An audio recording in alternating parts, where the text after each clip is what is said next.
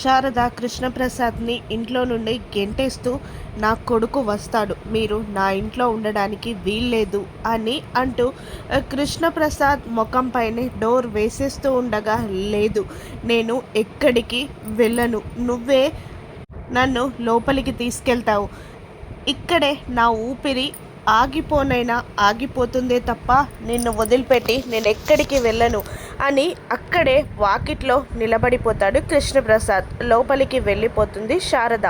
Time గడుస్తూ ఉంటుంది, అయినా కృష్ణప్రసాద్ అక్కడి నుండి ఎక్కడికి వెళ్ళడు. శారద ఏడుస్తూనే ఉంటుంది. గగన్తో ఉన్న జ్ఞాపకాలు తలుచుకొని నా కొడుకు ఎప్పుడొస్తాడు అని వెక్కి వెక్కి ఏడుస్తూ ఉంటుంది శారద. మరోవైపు అర్ధరాత్రి పూట అపూర్వ బెడ్పై పడుకొని ఉండగా ఒక పాము వచ్చి అపూర్వ పైకెక్కి చుట్టుకొని అపూర్వపై బుసగొడుతూ ఉంటుంది. ఆ బుస సౌండ్కి మెలకువలోకి వచ్చిన అపూర్వ షాక్ అయి పాము పాము అని అరవబోతూ తన చేతులని కాళ్ళని లాక్కబోతూ ఉండగా తన చేతులు కాళ్ళు మంచానికి కట్టేసుంటాయి. అది చూసి అపూర్వ షాక్ అవుతుంది. ఎవరైనా ఉన్నారా, నక్షత్ర, పిన్ని అని అరుస్తూ ఉంటుంది అపూర్వ. కానీ ఎవరు కనిపించరు. అలా కాసేపు అపూర్వ అరిచాక భూమి వచ్చి అపూర్వ పైనున్న పాముని పక్కకి విసిరేస్తుంది. ఏంటి నువ్వేనా ఇలా చేసింది, నన్ను కట్టేసింది నువ్వేనా అంటుంటే, అవును, నేను పడ్డ ప్రతి బాధకి నువ్వు చిత్రవద అనుభవించాలి. నిన్ను ఈ ఇంట్లో నేను ఎందుకు ఉంచానో తెలుసా, నేను చెప్తే మా నాన్న అప్పుడే గెంటేసేవాడు, కానీ నువ్వు ఆ సూర్యతో కలిసి చేసిన కుట్రలని నేను బయట పెట్టడానికి మాత్రమే నిన్ను ఇక్కడ ఉంచాను. నీకు దిన గండమేగా, క్షణం ఒక యుగం, ప్రతి క్షణం ఒక గండంలా గలుస్తుంది. నీ నోటి వెంటే నువ్వు ఆ సూర్య కలిసి చేసిన కుట్రలన్నీ బయట పెట్టాలి అంటుండగా, నేను పెట్టను అని అంటుంది అపూర్వ. నాకేం తెలీదు అంటుండగా, నీతోటే నిజం కక్కిస్తా కదా అంటూ భూమి అక్కడి నుండి వెళ్ళిపోతుంది. ఎవరైనా ఉన్నారా అని అపూర్వ అరుస్తున్నా ఎవరూ రారు. ఇక మరోవైపు కేపీ అలాగే నిలబడిపోతాడు. మళ్ళీ శారద వచ్చి అర్ధరాత్రి అయింది, మీరెందుకున్నారు ఇక్కడ, వెళ్ళిపోండి అంటుండగా, నిన్ను వదిలిపెట్టి నేను ఎక్కడికి వెళ్ళను అని అంటున్న శారద వినకుండా వెళ్ళి డోర్ వేసుకొని అక్కడే హాల్లో సోఫాలో పడిపోతుంది.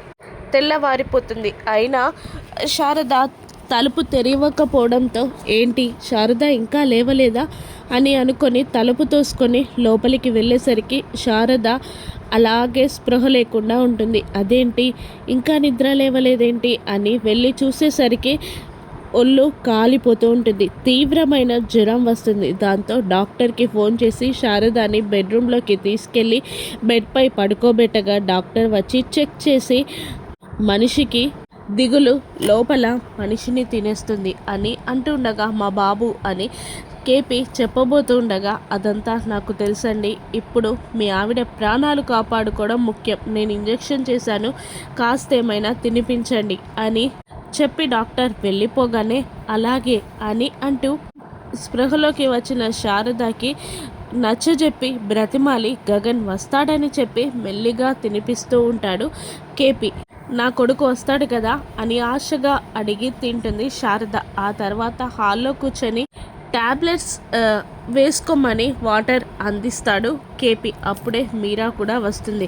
భలే బాగుంది, కొడుకుపోయిన రంది కూడా లేకుండా కాఫీలు టీలు నా మొగుడితో సర్వ్ చేసుకుంటున్నావా అని అడిగేసరికి, మీరా ఎందుకు వచ్చావు ఇక్కడికి అంటూ ఉండగా, మీరు ఎక్కడుంటే నేను అక్కడే కదా, ఇప్పుడు దాని కొడుకు కూడా లేడు దాన్ని ఆపడానికి, అందుకే ఇలా కులుకుతున్నారా, ఈ తలుపులు మాత్రం ఎందుకు వేసుకున్నారు, బెడ్రూమ్లోకి వెళ్ళి తలుపులు వేసుకోలేకపోయారా అని అనగానే మీరా చెంప పగలగొట్టి, నేనిక అక్కడికి రాను అని అనడంతో, అంటే నా స్థానం దానికి ఇస్తున్నారా అని మీరా గట్టిగా అరుస్తుండగా, లేదు తను నా మొదటి భార్య, నీకన్నా నాకు తనే ముఖ్యం, నువ్వు ఇక్కడ నుండి వెళ్ళిపో అని అరిగానే మీరా అక్కడి నుండి వెళ్ళిపోతుంది.